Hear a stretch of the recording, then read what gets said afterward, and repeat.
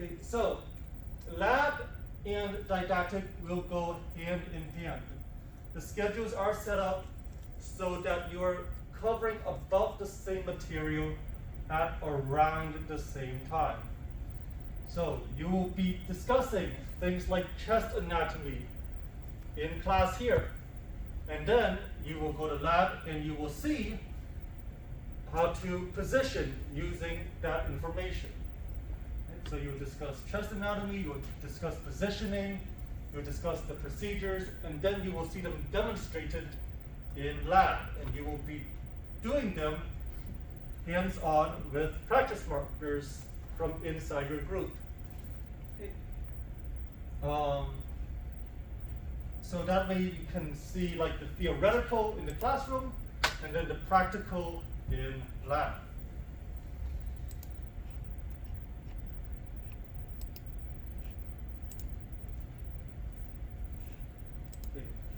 Daily work and homework. Although lecture over the material will be given, the student is expected to read the chapters ahead of time to familiarize and discuss in class the presented information. Workbook assignments will be assigned throughout the semester. See dates below. So, by show of hands, who has managed to get their hands on a workbook? All right, quite a few people. Who is still waiting for their workbook to come in? All right, we have a few as well. So, as far as the workbook goes, if you do not have your workbook yet, I will make copies of the chapters for you so that you will be able to do the assignments. But you will need the workbook by the fall semester. For your workbook assignments, you do need to have it printed out. So, I don't know if they have electronic copies or not. I don't think so. But if you have a workbook, right, you can either do it directly in the book, or you can copy the pages and do it on the copies of the pages. But we do need hard copies of your workbook assignments. Usually what happens is that Mr. Donahue will assign a workbook assignment several days in advance, and then on test day, while you're doing the exam, he will ask you to take your assignment and put it on the corner of your desk so he can come by and check your assignments as you are testing. Does that make sense? So for that to happen, we do need hard copies of your workbooks. So if you have if you have Yes. mistakes in those assignments, then we make the same mistakes in the exam. It's going to be checked on the day of the exam, the assignment. Mm-hmm. So yes, if it will be checked on the day of the exam. Good point. That is a good question. That is something that you should definitely ask Mr. Donahue when he comes back. Thank you, sir. Great. Any other questions? Okay. As far as exams go, there will be 3 chapter exams, 2 image review exams, and 1 comprehensive final for the course. So you will have exams that are kind of like multiple choice. You will have exams where it's more like labeling, being able to identify anatomy, more free response. And then you will have a comprehensive final that covers everything from the whole semester. Right? So you can't learn stuff at the beginning of the semester and then instantly forget it. You do need to keep it with you the whole semester. As far as class participation goes, students are expected to collaborate and participate in class discussions, activities, and assignments. All class interactions will be civil, respectful, and supportive of an inclusive learning environment for all students. So, be nice, don't be a jerk, and please participate. So, sometimes we'll ask questions. Don't be afraid to give an answer. The worst thing that can happen is that you're wrong. And what happens if you're wrong? You get corrected so you don't make this mistake next time. There's nothing to worry about, right? Feel free to participate. Course grading. Explanation of the grading system. So, as far as the grade layout goes, there are 4 categories. Lecture exams make up 35% of your grade in this class. Image review exams make up 20% of your grade in this class. Class participation, workbook assignments, those will make up 5% of your grade. And then the comprehensive final exam is 40% of your grade. Okay. As far as the actual grades go, the grading scale might be a bit different than you're used to. An A is 94 to 100. Okay, so you must have 94 or above to make an A. B's would be 86 up to 93. C's, 76 up to 85. And then F's are 75 and below. Okay, so this grading scale is a lot more strict than most people are used to. Does anybody know why our cutoff is set at 76 for passing? Yes. Probably because you need to be well prepared for the ART. You need to be well prepared for the ARRT exam. Okay? That's all They here. require 76 pass rate. The ARRT requires you to make a 76 to pass it. Okay. So yes, both of those are correct. So the ARRT, when you take your registry exam after these 2 years in the program, in order to pass the registry and to become a licensed technologist, you do need to score 76 or above. Okay? And so that is why we have set the standard at 76, to make sure that you are aiming to pass the registry.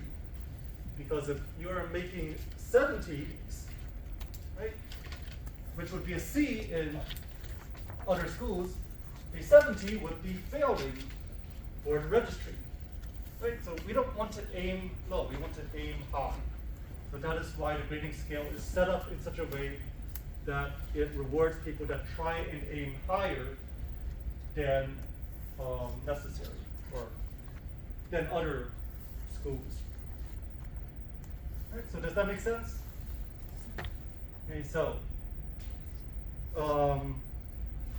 if you were making a 92 or a 93, right, and you want that A, just make sure you put in that little bit of extra effort to get yourself to a 94 or above. And this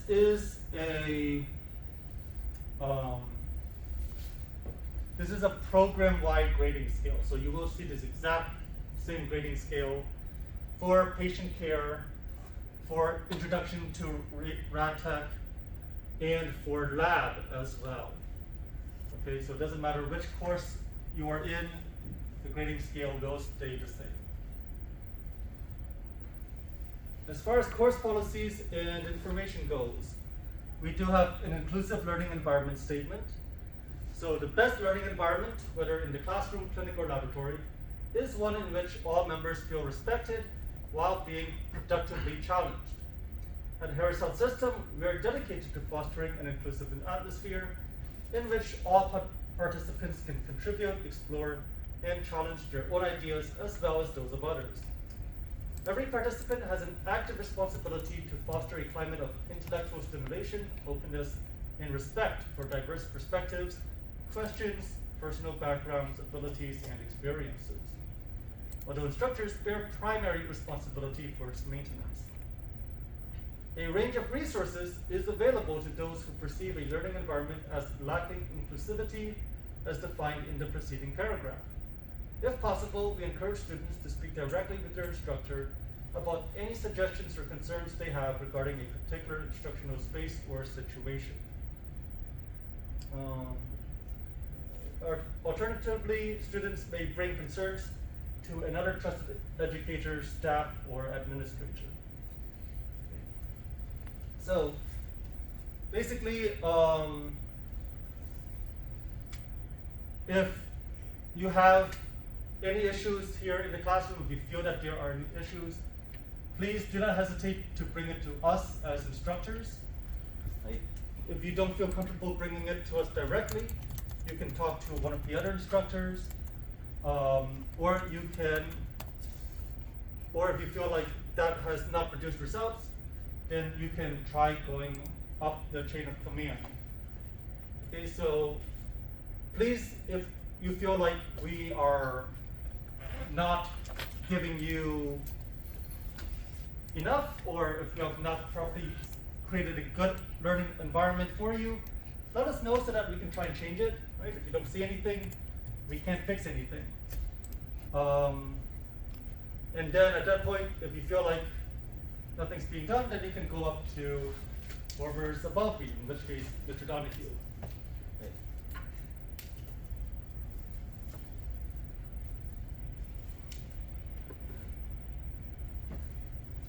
Okay, as far as the attendance policy goes, 3 class periods may be mixed.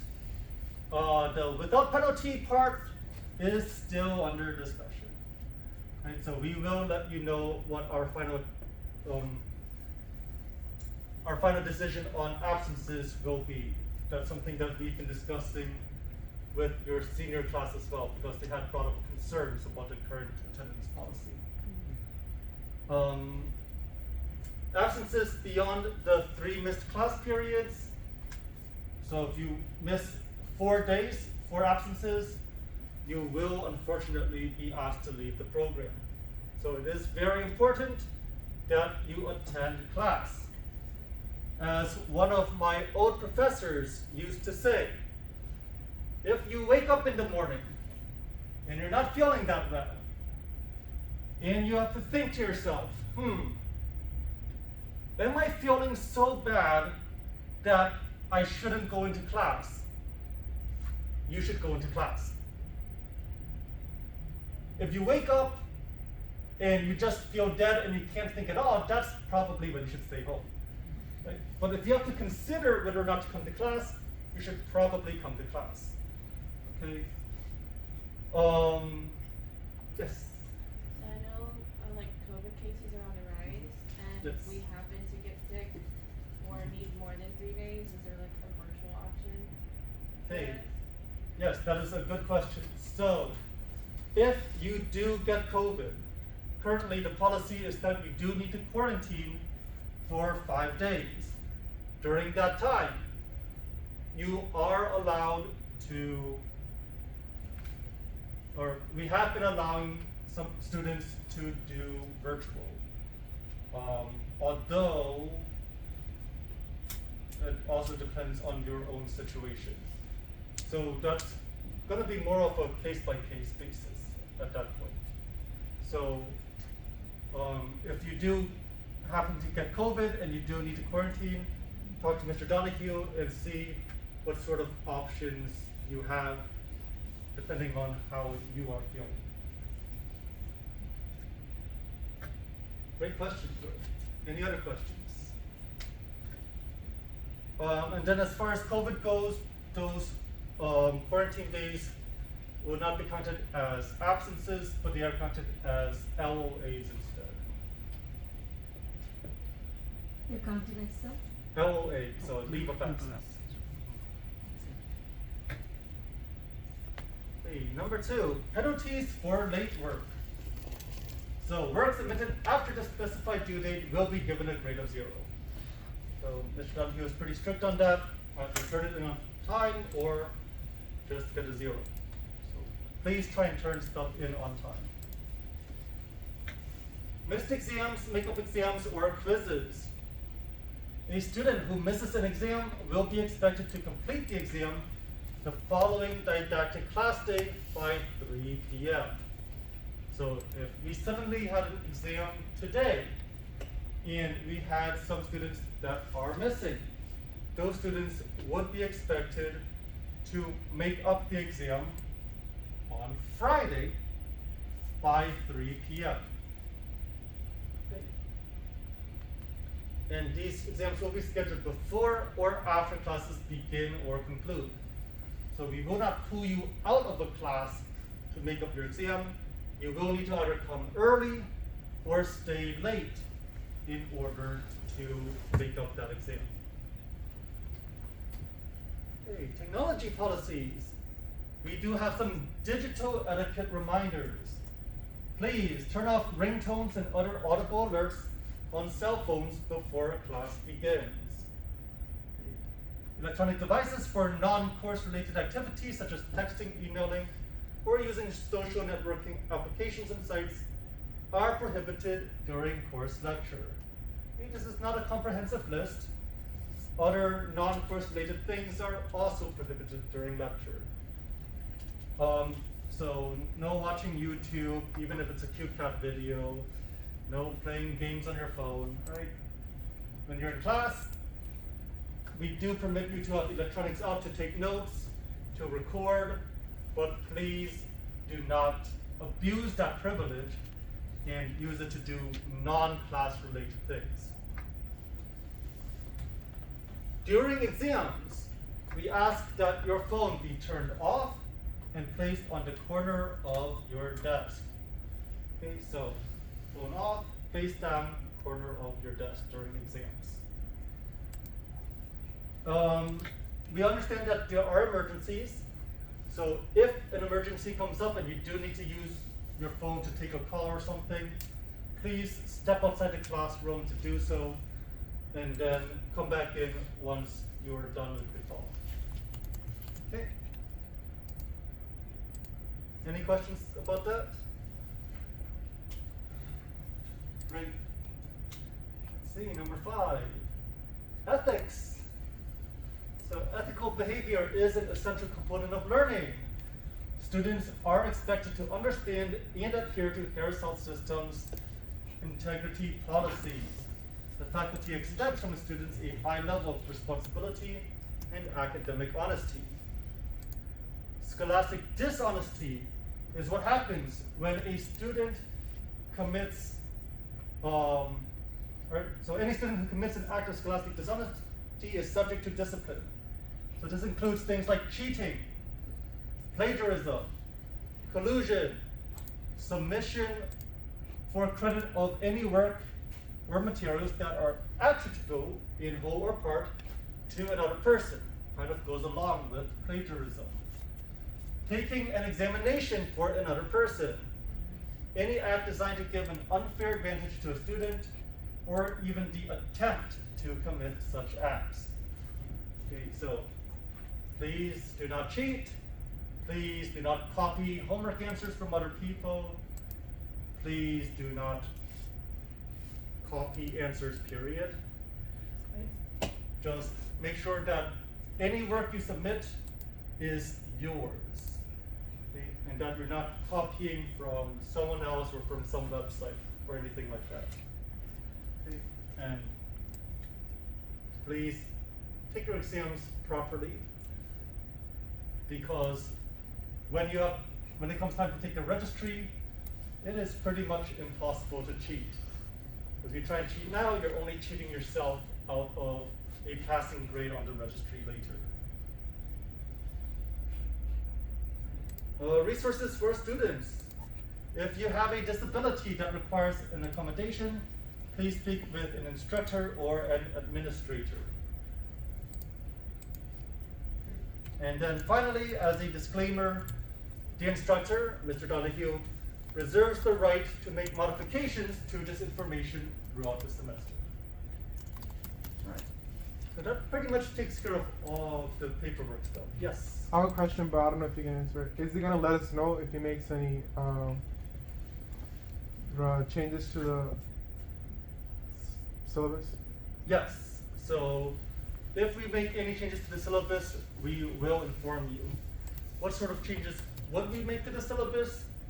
Usually, those are going to be scheduling changes. So we're going to maybe move some of the material around, push some due dates forwards or backwards. Right? So those types of changes are the most commonly made are the ones most commonly made to the syllabus, and of course we will definitely let you know if that happens. Okay, great question. Anything else? Hey, now let's take a look at the schedule here. So today is the 6th. We are covering the syllabus, course review, expectations, and we've got a question and answer period. As far as your assignments, please begin reading Volume 1, Chapter 1, pages 1 through 47. Okay, that is going to be from your Merrill's.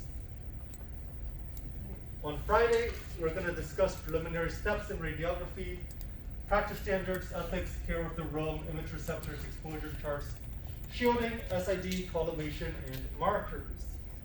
If you've been in lab with me, some of this terminology might look familiar. If you haven't, you'll see some of this tomorrow. And then on the 11th, right, Mr. Donahue will be back on this Monday.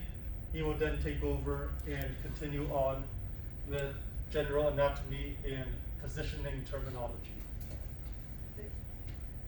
As we scroll through here, right, you can see that he's given you the exact page numbers that you will be covering for each course, for each day.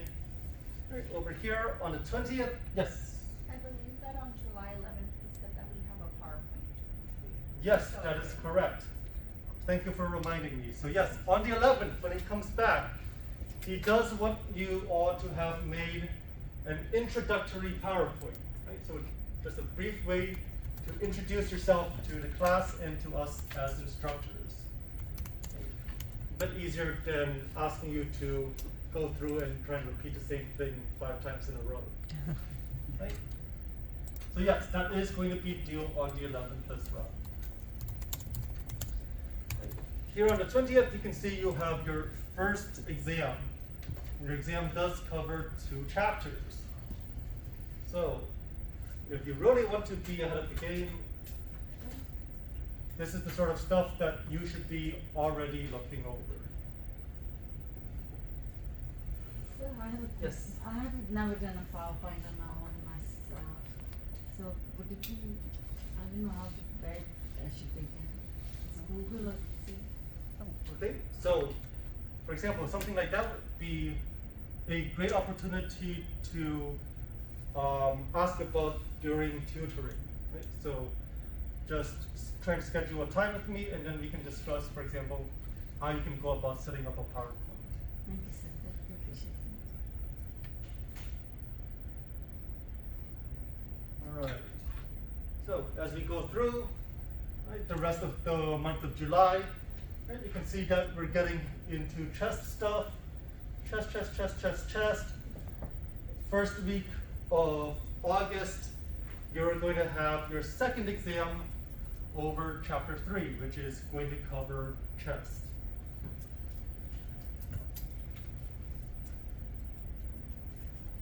Right, and notice that you are actually having 2 exams on this day, because not only do you have your normal exam, you also have an image review exam as well. So that's going to be doing things like labeling chest anatomy off of pictures. These timed exams. Yes, these are timed exams. You have, so I don't want to speak for Mr. Donahue, but you have the class period for the exam. I'm not sure how he divides up these 2 sections of the exams. If he gives you the whole 2 hours to do them as you wish, or if it's like 1 hour for one, 1 hour for the other. So that's something that'll be a great question to ask him when he gets back.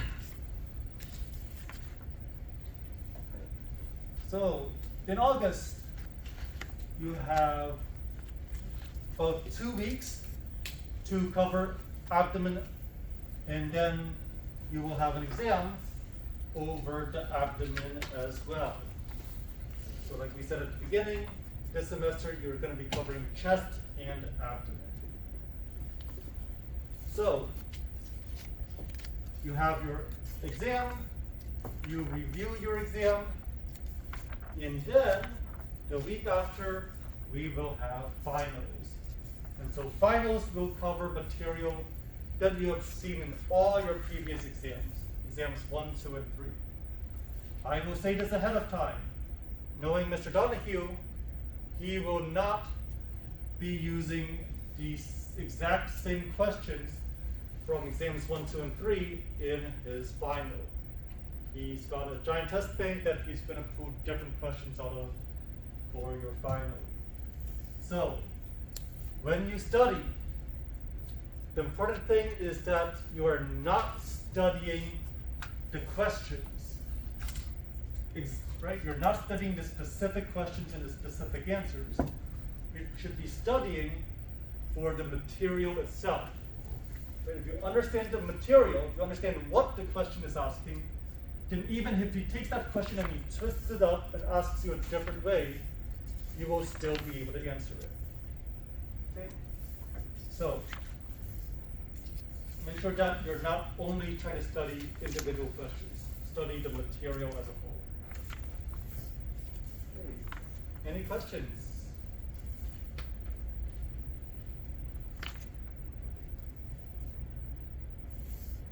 All right.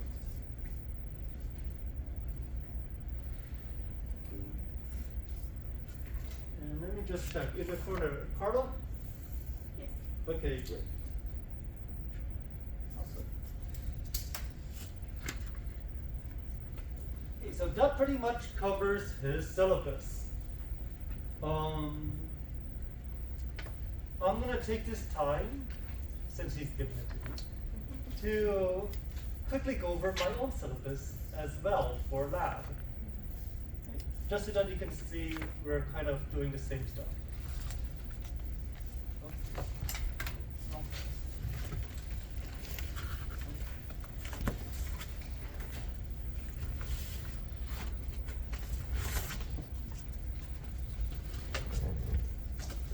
Okay. So here is your